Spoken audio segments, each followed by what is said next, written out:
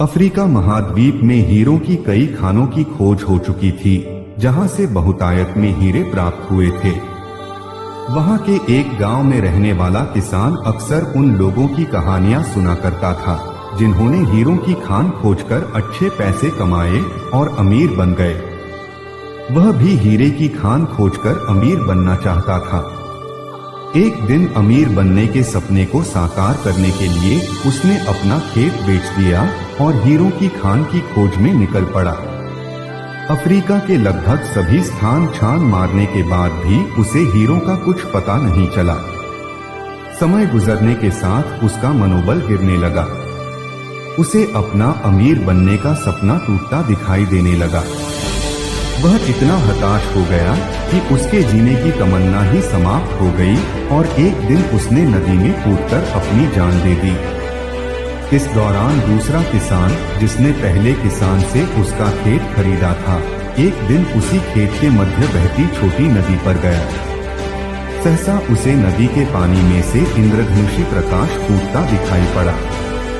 उसने ध्यान से देखा तो पाया कि नदी के किनारे एक पत्थर पर सूर्य की किरणें पड़ने से वह चमक रहा था। किसान ने झुककर वह पत्थर उठा लिया और घर ले आया।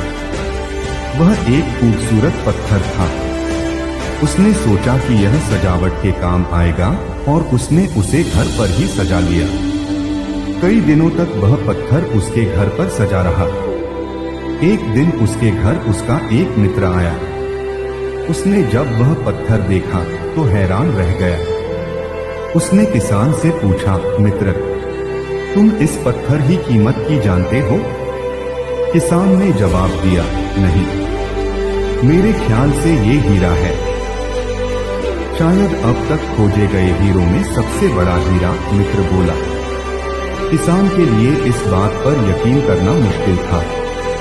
उसने अपने मित्र को बताया कि उसे यह पत्थर अपने खेत की नदी के किनारे मिला है। वहां ऐसे और भी पत्थर हो सकते हैं। दोनों खेत पहुंचे और वहां से कुछ पत्थर नमूने के तौर पर चुन लिए। फिर उन्हें जांच के लिए भेज दिया। जब जांच रिपोर्ट आई तो किसान के मित्र की बात सच निकली। वे पत्थर हीरे ही थे। उस खेत में हीरों का भंडार था। वह उस समय तक खोजी गई सबसे कीमती हीरे की खदान थी। उसका खदान का नाम किम्बरले डायमंड माइंस है। दूसरा किसान उस खदान की वजह से मालामाल हो गया। पहला किसान अफ्रीका में दर-दर भटका और अंत में जान दे दी, जबकि हीरे की खान उसके अपने खेत में उसके कदमों तले थी। हमने सीखा, मित्रों, इस कहानी में हीरे पहले किसान के कदमों तले ही थे, लेकिन वह उन्हें पहचान नहीं पाया और उनकी खोज में भटकता रहा। ठीक वैसे ही हम भी सफलता प्राप्ति के लिए अच्छे अवसरों की तलाश में भटकते रहते हैं। हम उन अवसरों को पहचान नहीं पाते या पहचान कर भी महत्व नहीं देते जो हमारे आसपास ही छुपे रहते हैं।